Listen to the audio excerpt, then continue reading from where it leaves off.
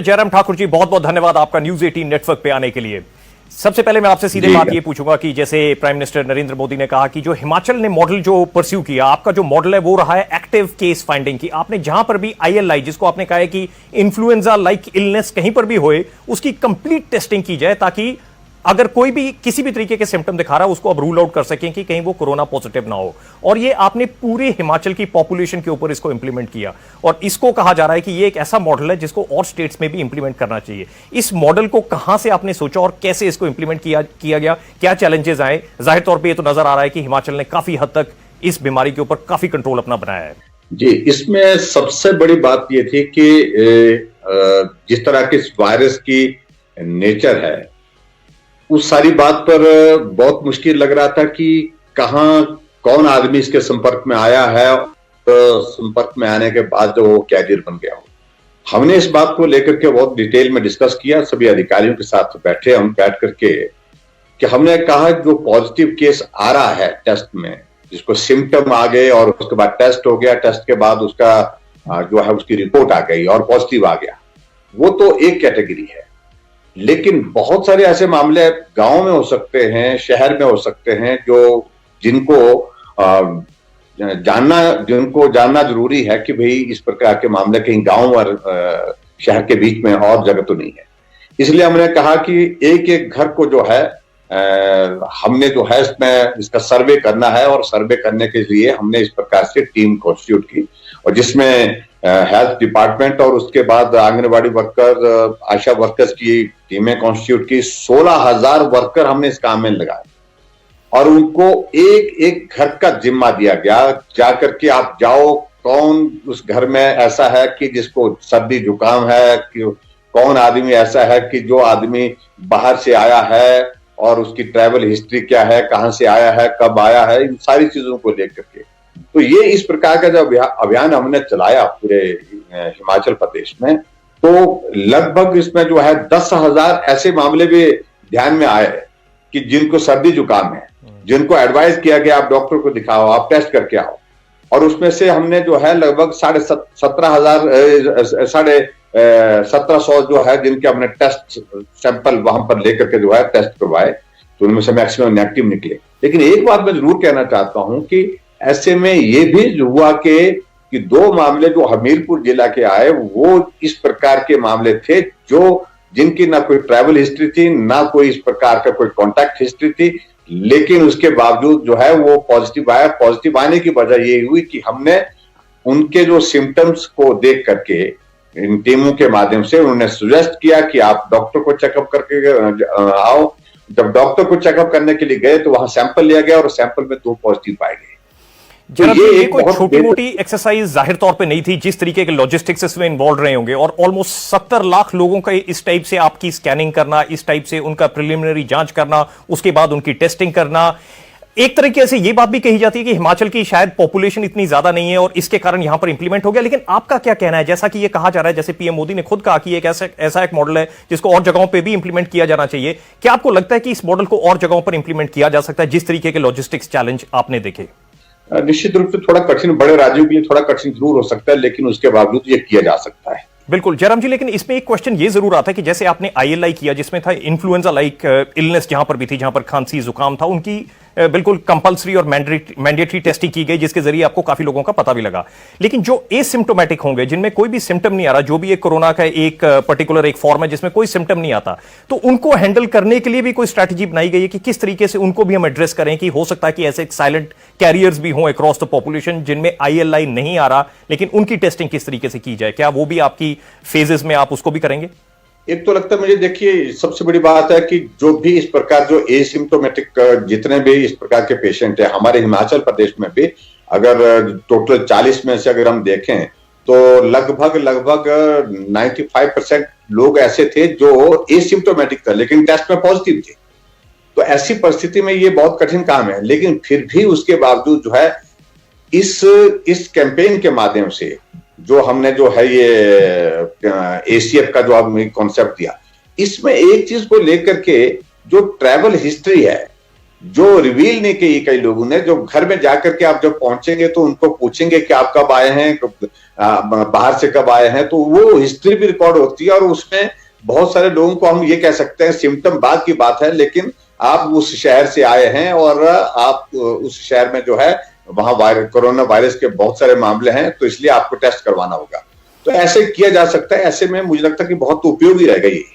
बिल्कुल जयराम जी, सबसे बड़ा क्वेश्चन अब की 3 तारीख आने वाली है, क्या लॉकडाउन खुलेगा? हिमाचल इसकी फेवर में है कि नहीं? आपने कहा है कि अभी भी जो सोशल डिस्टेंसिंग की आदत है वो लोगों के जहन में अभी तक ठीक तरीके से उतरी नहीं है, तो उसके चलते लॉकडाउन को और कंटिन्यू होना चाहिए। लेकिन आपका क्या कहना है? अब आप हिमाचल के अगर एग्जाम्पल को आप देखें, 40 केसेस आपके पास आए, 30 वापस जा चुके हैं, 10 अंडर ट्रीटमेंट है इस वक्त। इनफैक्ट आपका जो सक्सेस रेट रहा है वो काफी ज्यादा रहा है, 1 डेथ हुई है वहां पर। और साथ में ही आपने ये भी कहा कि जिस तरीके से पिछले 6 दिन में कोई केस नहीं आया, अगर यही चलता रहा तो हो सकता है कि 3 तारीख तक शायद हिमाचल में एक भी कोरोना का केस ना रहे। और अगर हिमाचल में एक भी कोरोना का केस 3 तारीख को नहीं होगा, तो आप कैसे देखते हैं कि 3 तारीख के बाद लॉकडाउन को किस तरीके से आगे लेकर जाया जाए, या कौन सी मॉडिफिकेशन उसमें की जा सकती है? क्योंकि जाहिर तौर पर बिजनेस को भी कहीं ना कहीं अपनी एक्टिविटीज को इंक्रीज करना पड़ेगा। जी, मैं इस बात से सहमत हूं कि हिमाचल बाकी राज्यों की तुलना में बहुत बेहतर आज की तारीख में है, लेकिन उसके बावजूद भी सावधान तो हमको रहना ही पड़ेगा। जहां तक रहती है 3 तारीख के बाद की बात, हमने इस बात को लेकर के अभी जो वीडियो कॉन्फ्रेंस भी प्रधानमंत्री जी के साथ हुई थी, सभी मुख्यमंत्री जी ने एक बात को जरूर कहा है कि लॉकडाउन अभी जो है स्थिति में नहीं, हमारा देश की लॉकडाउन को समाप्त कर दिया जाए, लॉकडाउन को कंटिन्यू किया जाए, ऐसा सब लोगों ने कहा है। और ऐसी सूरत में हमने भी इस बात का समर्थन किया है, लेकिन हमने इस बात को लेकर के जरूर निवेदन जरूर किया है कि इसमें एक चीज को थोड़ा ध्यान में रखिए कि बाकी राज्यों की तुलना में हिमाचल बहुत बेहतर परिस्थिति में है। हमको इकोनॉमिक एक्टिविटीज जो है, उनको बिजनेस एक्टिविटीज जो है, उनको हमको शुरू करने की इजाजत होनी चाहिए। और हम इस बात की गारंटी देंगे कि भाई जो बॉर्डर का एरिया है उसको हम सील करेंगे और उसके बाद आना जाना बाहर से बंद, लेकिन विद इन स्टेट हम कुछ गतिविधि चलाना, क्योंकि आर्थिक गतिविधि चलाए बिना भी बहुत बड़ी कठिनाई का सामना करना पड़ रहा है समाज को भी और प्रदेश को भी और देश को भी। और एक बात मैं कह रहा हूं इस बात को कि ये मान करके चलिए, कोरोना बहुत जल्दी समाप्त नहीं होने वाला और लंबे समय तक चलेगा। ऐसे में कोरोना के साथ जिंदगी जीने का स्वभाव, जिंदगी जीने की आदत हमको डालनी पड़ेगी। ये कटु सत्य है, मुश्किल है, लेकिन उसके बावजूद इस बात को लेकर के हमको मान करके चलना पड़ेगा। ये आपकी बड़ी सिग्निफिकेंट स्टेटमेंट है कि यह मान के चलें कि कोरोना जल्दी नहीं खत्म होने वाला, ये किसी ना किसी फॉर्म में यहां पर रहेगा और हमारे को किसी ना किसी तरीके से इसको एक न्यू नॉर्मल समझते हुए इसके साथ साथ हमारे को अडेप्ट करना पड़ेगा। हिमाचल में आपने एक काम जरूर किया है कि जो बहुत ज्यादा क्रिटिकल था, जो फार्मेसी इंडस्ट्री थी, वो ऑलमोस्ट 80% जो फार्मास्यूटिकल कंपनीज हैं वो अपनी उन्होंने एक्टिविटीज शुरू कर दी हैं, जिससे जो क्रिटिकल फार्मास्यूटिकल प्रोडक्ट्स हैं वो बनने शुरू हो गए हैं। लेकिन साथ ही जहां पर राजस्व का नुकसान है, जहां पर at the end of the day सरकार को भी पैसा चाहिए, इनकमिंग पैसा चाहिए, और जैसा हमारे को कैप्टन अमरिंदर सिंह भी बता रहे थे पंजाब में कि ऑलमोस्ट 3,500 करोड़ पर मंथ का लॉस उनको हो रहा है। सेम चीज खट्टर जी ने भी बताई कि हरियाणा में लगभग 1600 से 1800 करोड़ रुपए का नुकसान होना शुरू हो गया है और ये शायद आगे बढ़ेगा और भी। तो हिमाचल किस तरीके की फाइनेंशियल काइंड ऑफ क्राइसिस को इस वक्त फेस कर रहा है और किस तरीके से आप इसको हैंडल करेंगे? स्वाभाविक रूप से ये परिस्थिति जो पूरे देश की है, प्रदेश की है, चाहे पंजाब है, चाहे हरियाणा है, चाहे हिमाचल है, सभी जगह बहुत कठिन संकट के दौर में से गुजरना पड़ रहा है। हमारे भी टोटल बहुत यहाँ हिमाचल प्रदेश में भी जो रेवेन्यू की जो रिसीट थी, एक महीने की लगभग एवरेज जो हमारा जहाँ 400 और 450 करोड़ आता है, हिमाचल छोटा प्रदेश है लेकिन उसके बावजूद भी 40 करोड़ तक सीमित हो गया। ऐसे में बहुत बड़ा नुकसान हो गया। हमारे होटल इंडस्ट्री बंद पड़ी है, हमारी बिजनेस एक्टिविटीज सारी बंद पड़ी है, हमारी डेवलपमेंटल एक्टिविटीज सारी बंद पड़ी है। ऐसी परिस्थिति में बहुत बड़ा नुकसान हमको सबको इसको झेलना पड़ रहा है। लेकिन फिर भी उसके बावजूद भी ये सच्चाई है कि हमारे सामने बड़ा लक्ष्य है आदमी का जीवन को बचाना पहला लक्ष्य है। और ऐसी सूरत में ये कठिनाई के दौर में बहुत सारी चीजें ऐसी जो होंगी जो जिनको बाद में हम थोड़ा देख लेंगे, लेकिन उसके बावजूद नुकसान तो बहुत बड़ा है। जयराम जी, 3 चीजों के बारे में आपसे मैं पूछूंगा। सबसे पहले टूरिज्म, एजुकेशन और एग्रीकल्चर, हॉर्टिकल्चर के बारे में मैं आपसे पूछूंगा। टूरिज्म हिमाचल के लिए मेन स्टे रहा है, उसकी इकोनॉमी का जिसको कहते हैं फाउंडेशन रहा है टूरिज्म। अब टूरिज्म जो है वो सबसे ज्यादा इस कोरोना वायरस की महामारी के कारण जो है उसके ऊपर उसका इंपैक्ट पड़ा है, तो इसको आप कैसे देखते हैं? क्योंकि इसका इंपैक्ट जो है आप 2 महीने बाद भी देखेंगे, आप 4 महीने बाद भी देखेंगे, 6 महीने बाद भी देखेंगे, और फिर यह भी रहेगा कि कौन कौन सी इंडस्ट्रीज अपने आप को होल्ड कर सकती हैं इस दौरान, ताकि वो आगे चलकर अपनी वापस इंडस्ट्री को रिवाइव कर सकें। तो किसी तरीके से आप कोई स्ट्रैटेजी इसके लिए प्लान कर रहे हैं कि कैसे हिमाचल के टूरिज्म को बचाया जा सके, होल्ड किया जा सके, ताकि जब सिचुएशन इंप्रूव होए वो वापस पूरी अपनी ताकत के साथ किसी तरीके से वापस इमर्ज करे? तो इसके लिए कोई स्ट्रैटेजी आप तैयार कर रहे हैं? निश्चित रूप से हम प्लान कर रहे हैं। अब जैसे अभी एग्जिट प्लान हमारा इसका चल रहा है, उसकी तैयारी चल रही है लॉकडाउन के, उसके साथ साथ में हमने रिहैबिलिटेट कैसे करना है, अपने आप को दोबारा उस पटरी पर जिंदगी को कैसे लाना है, जैसे हम पहले जीवन व्यतीत करते थे, जैसे हम पहले काम करते थे, उन सारी चीजों पर चला है। टूरिज्म एक बहुत बड़ी इंडस्ट्री है, हिमाचल के लिए रोजगार दिलाने के लिए भी बहुत बड़ा योगदान टूरिज्म का है, और उसके साथ साथ में हिमाचल प्रदेश में आय का भी एक बहुत बड़ा जरिया है लोगों के लिए भी और हम लोगों के लिए, सरकार के लिए भी। बहुत बड़ा नुकसान इसमें हुआ है क्योंकि हिमाचल प्रदेश में इस इंडस्ट्री के बंद होने के बाद जो है हजारों की तादाद में हमारे नौजवान बेरोजगार हो गए, बहुत बड़ी कठिनाई उनके सामने है। और उसके साथ होटलियर जो जितने भी है वो सब के सब जो है वो बंद, सारे होटल बंद पड़े हैं, इसलिए उनकी भी परेशानी है। हम कोशिश करेंगे अगर सिचुएशन नॉर्मल हुई, जल्दी हुई, तो ऐसे में हिमाचल प्रदेश के बारे में लोगों का मत इतना तो जरूर है कि हिमाचल एक ऐसा प्रदेश है जहां जो है कोरोना वायरस जो है वो ज्यादा नहीं है। लोग आना चाहेंगे, लोग बड़ी संख्या में आना चाहेंगे, लेकिन हमको बहुत स्ट्रेटेजी बनानी पड़ेगी, प्लानिंग बनानी पड़ेगी। टूरिस्ट जो आना चाहते हैं उनका हम स्वागत भी करें और उसके साथ साथ में हिमाचल को कोरोना फ्री भी रखें। ये दो बहुत कठिन चुनौतियां हैं, इसी के लिए हम प्लान कर रहे हैं और मैं उम्मीद करता हूं कि उसमें हम कामयाब होंगे। अभी पीछे आपने जो हिमाचली बाहर थे हिमाचल से, उनके लिए आपने उनको वापस आने के लिए आपने उनको छूट दी कि वो वापस हिमाचल आ सकते हैं। तो जब वो आए उन्होंने आके बिल्कुल जो आपके चेक पोस्ट है वहां पर काफी लंबी लंबी उनकी लाइनें लग गई, वहां पर भी आपने उनको हिदायतें दी कि वापस वो अपनी गाड़ियों में बैठे, उनके सारी चेकिंग होगी, उसके बाद ही उनको हिमाचल में एंटर करने दिया जाएगा। 25 से 26 हजार लोग पिछले 3 दिनों में हिमाचल को एंटर कर चुके हैं। तो इस वक्त भी आप क्या देख रहे हैं कि कितने लोग इस वक्त हिमाचल से बाहर हैं, उनका आना कंटिन्यूस रहेगा या आपने इस विंडो के बाद वापस एक रोक लगाएंगे ताकि जो इस दौरान आ गए वो आ गए और इसके बाद फिर नहीं आ सकते, या जो भी आना चाहे वो भी आ सकते हैं, कंटिन्यूअसली आ सकते हैं वापस हिमाचल प्रदेश? अभी तक भी हम देख रहे हैं जो लोग आना चाहते हैं हिमाचल प्रदेश में, हिमाचल से बाहर दूसरे राज्यों में फंसे हैं, उनकी संख्या 2 लाख से ऊपर है और वो आना चाहते हैं। क्योंकि जैसे जैसे लॉकडाउन बढ़ता गया और उनका आर्थिक संकट भी बढ़ता गया, कंपनियों से निकाल दिया गया, कंपनियों ने तनख्वाह नहीं दी, जो उनके पास साधन थी, सुविधा थी, वो सारी एग्जॉस्ट हो चुकी है। ऐसे में बहुत परेशानी में, हालांकि हमने अंत तक कोशिश की, उनको कहा हमने कि आप जहां हैं वहीं बने रहें, लेकिन बहुत डिस्ट्रेस्ड कॉल्स उनकी आने लगी। ऐसे में हमें लगा कि ये हमारा दायित्व बनता है, हमारी जिम्मेवारी बनती है, नैतिक जिम्मेवारी बनती है कि हम हिमाचल के हर आदमी की जिंदगी को महफूज रखें और उसकी जिंदगी की रक्षा करें, कोई ऐसी घटना ना घटित हो। ऐसे में फिर हमने उनको लाने की व्यवस्था की और व्यवस्था करने के लिए हमने विशेष तौर से हमने कोई नियम कानून नहीं तोड़े। कोरोना के इस दौर में जाहिर तौर पे आपको हर तरीके से सपोर्ट चाहिए। ऑपोजिशन का सपोर्ट कैसा रहा है आपके पास हिमाचल प्रदेश में? क्योंकि पीछे हमने देखा कि आपने काफी कड़े तेवर दिखाकर आपने ये भी कहा कि भी ऑपोजिशन को इस वक्त सपोर्ट करना चाहिए, ना कि हर टाइप से क्रिटिसिज्म किया जाए कि भी लोग किस तरीके से वापस आ रहे हैं, कैसे आ रहे हैं। इसके बारे में आपका क्या कहना है कि कैसा सपोर्ट आपको ऑपोजिशन का रहा है? ऑपोजिशन में देखिए, मैं कह रहा हूं कि सभी लोगों का एक अच्छा एक मॉरल सपोर्ट रहा है, लेकिन एक आधे को छोड़ करके जिनको मालूम नहीं क्यों इतनी जल्दबाजी है, क्यों सारी चीजों को लेकर के राजनीति राजनीति राजनीति यही हर वक्त करनी है, वो उचित नहीं है। उस बारे में मेरा सिर्फ इतना ही उनसे आग्रह है कि भाई अभी तो सब्र करो। देश किस दौर में से गुजर रहा है, प्रदेश किस दौर में से गुजर रहा है। आज से पहले कोई मुख्यमंत्री, कोई प्रधानमंत्री ऐसे दौर में से नहीं गुजरा जिस दौर में से हम सब लोग आज के इसमें गुजर रहे हैं। और संयम रखें, सब्र रखें। हम एक एक आदमी की चिंता कर रहे हैं और वो सारी चीजों को लेकर के राजनीतिक दृष्टि से ही स्टेटमेंट देते हैं। और ऐसे में मुझे लगता है कि ठीक है, सलाह देना ठीक है, बात कहना ठीक है, लेकिन उसके बावजूद माहौल को उनको प्रवोक करना, उन सारी चीजों को लेकर के, वो उचित नहीं है। हिमाचल बहुत बेहतर कर रहा है, जिसका जिक्र आज दूसरे प्रदेश भी कर रहे हैं। हिमाचल प्रदेश में अगर हमने सख्ती नहीं की होती तो आज हमारी स्थिति दूसरे प्रदेशों की तरह होती है, पंजाब हरियाणा से ज्यादा हमारी स्थिति खराब हो जाती। और कहना आसान होता है, करना बहुत मुश्किल होता है, और इस बात को उनको समझना चाहिए। वो कहे जा रहे हैं और हम किए जा रहे हैं, इसमें अंतर है। पिछले कुछ सालों में जयराम जी हिमाचल एक एजुकेशन हब के तौर पे भी उभर कर बाहर आया है। काफी सारे स्टूडेंट्स यहां पर हैं, काफी सारी एजुकेशनल इंस्टीट्यूशंस यहां पर हैं।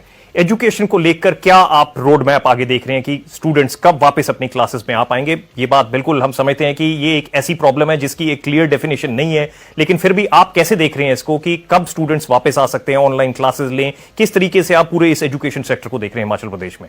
हिमाचल प्रदेश में सबसे पहले जब हमने कर्फ्यू लागू किया तो उस वक्त सबसे पहले हमने स्कूल कॉलेज ही बंद किए थे, और आज स्कूल कॉलेज बंद किए हुए वक्त जो है 2 महीने से ज्यादा का हो गया।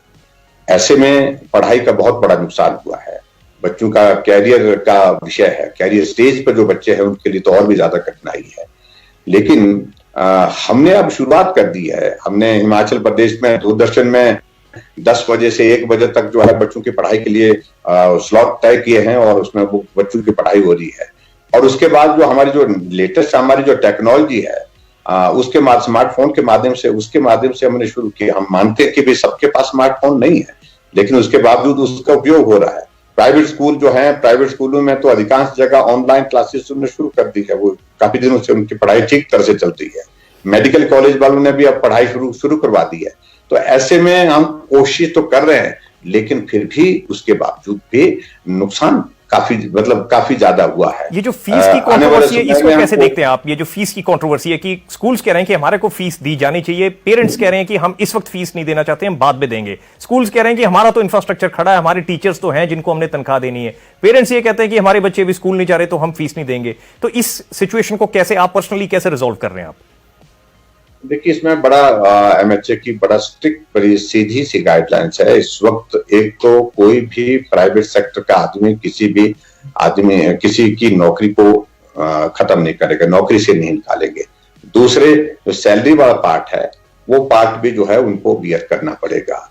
थोड़ा किया ज्यादा किया ऐसी बातें कई जगह आ रही है कि भाई, कुछ जगह ऐसी बात आ रही है कि भाई आप थोड़ा ले लीजिए, लेकिन उसके बावजूद आगे क्रम धीरे धीरे इसको ये करेंगे। ऐसा मैकेनिज्म डेवलप करना चाहिए। ये संकट सबके लिए है। जो इंस्टीट्यूशन जो है, जो प्रॉफिट में चल रहे थे, अगर 1 महीने या 2 महीने में ऐसा संकट आकर के जो है अपने टीचर्स को, अपने एम्प्लॉयज को सैलरी देने से मना करते, तो वो ठीक बात नहीं है। वो देना चाहिए, वो करना चाहिए, करना होगा। आपसे मैं पूछना चाहूंगा हॉर्टिकल्चर और एग्रीकल्चर को लेके, आपने जो आड़ती हैं उनकी जो रजिस्ट्रेशन है उसको आपने एक्सटेंड कर दिया ताकि उनको ये ईज ऑफ बिजनेस रहे, उनको आना ना पड़े, और उनकी एक्सटेंशन हो गई है। लेकिन फिर भी आप हॉर्टिकल्चर और एग्रीकल्चर को किस तरीके से हिमाचल प्रदेश में देख रहे हैं? क्या फैसिलिटीज आपने उसके लिए प्रोवाइड की हैं? क्योंकि जैसा हमने बताया कि टूरिज्म के बाद अगर किसी का रोल है तो वो हॉर्टिकल्चर और एग्रीकल्चर का बहुत बड़ा रोल है हिमाचल में। निश्चित रूप से हिमाचल प्रदेश में हॉर्टिकल्चर का सीजन, हमारा एग्रीकल्चर का सीजन जो है हमारा आजकल, एक तो फसल की कटाई का काम शुरू आजकल हो गया है, उस तो सुचारू रूप से चल पड़ा है, उसमें छूट दी गई है, उसमें वो ठीक प्रकार से काम हो रहा है। जहां तक दूसरा जो हमारा जितने प्रोडक्ट है, जैसे आज की तारीख में हमारे पास मटर का सीजन चला हुआ है, मार्केट में जा रहा है। अभी तो ठीक मार्केट भी मिल रही है, मार्केट में जाने में भी कोई दिक्कत नहीं आ रही है अब उस प्रकार की ज्यादा। लेकिन इतना जरूर है कि कुछ जगह बहुत बड़ा नुकसान हो, जैसे फ्लोरिकल्चर वालों का बहुत सब कुछ तबाह हो गया। 2 महीने में फ्लोरिकल्चर का इतना नुकसान हो गया कि जो बहुत बड़ा तबाही हो गई उसमें, क्योंकि फूल तो मार्केट में ही जाएगा। मार्केट जब बंद है और मार्केट में, होटल में जाएगा, मार्केट में जाएगा, जहां भी जाएगा, और सारी सोशल एक्टिविटीज बंद है, तो ऐसे में वो उसको बहुत बड़ा नुकसान हुआ है। ऐसे में अभी जो चेरी का सीजन हमारा चल रहा है, तो चेरी के लिए उसके लिए हमने तैयारी की है, मार्केटिंग, उसके ट्रांसपोर्टेशन के लिए भी हमने तैयार किया है, और उसके बाद हमने ये भी तय किया है कि उसकी मार्केटिंग ठीक प्रकार से, हम उम्मीद करते हैं कि उसमें ठीक प्रकार से होनी चाहिए। हालांकि हमने सारी चीजों को, एक एक चीज को मॉनिटर करने के लिए प्लान किया है। अभी गंदम आई है, गंदम की जो है उसकी प्रोक्योरमेंट चाहे उसके लिए भी जो है वो हमने सारे प्लान किए हैं। हम कोशिश कर रहे हैं एग्रीकल्चर सेक्टर और हॉर्टिकल्चर सेक्टर, जो 2 सेक्टर ऐसे हैं जिसमें हमारे प्रदेश का बहुत बड़ा वर्ग जो है निर्धारित रहते, उस पर बेस्ड रहता है, उनके बारे में जो है विशेष तौर से किसी प्रकार की कठिनाई उनको ना आए, उनको जो मदद करने की पूरी कोशिश कर रहे हैं। आप क्या सेंटर से भी किसी तरीके की किसी फिस्कल पैकेज की इस वक्त आपने कोई मांग की है या कोई उम्मीद रख रहे हैं आप, क्योंकि आपने कुछ फंड्स को रीयूटिलाइज करने के बारे में भी बात की, मनरेगा के फंड्स ऑलरेडी आप यूटिलाइज कर रहे हैं, साथ में सड़कों का काम शुरू हो गया है, जो सड़कें बननी थी उनका निर्माण जो है वो शुरू हो रहा है, कंस्ट्रक्शन एक्टिविटीज को भी आपने एक्टिवेट कर दिया कि काम करना, जो भी काम होना चाहिए वो शुरू हो जाए वो किसी तरीके से। लेकिन क्या आप ये भी चाहते हैं कि कोई फिस्कल सपोर्ट या कोई फिस्कल पैकेज आपको सेंटर की तरफ से भी मिले? देखिए, इसमें एक बात तो मान करके चलिए, आपकी भी जरूरत तो सबको है और स्वाभाविक रूप से इस दौर में जरूरत नहीं होगी तो कब होगी, बहुत बड़ा संकट है। फिर भी हमको इस बात को मान के चलना पड़ेगा कि आखिरकार ये एक प्रदेश या दो प्रदेशों का संकट नहीं है, पूरे देश का संकट है, पूरी दुनिया का संकट है। जहां से जिस दौर में प्रदेश गुजर रहा है उस दौर में देश भी गुजर रहा है।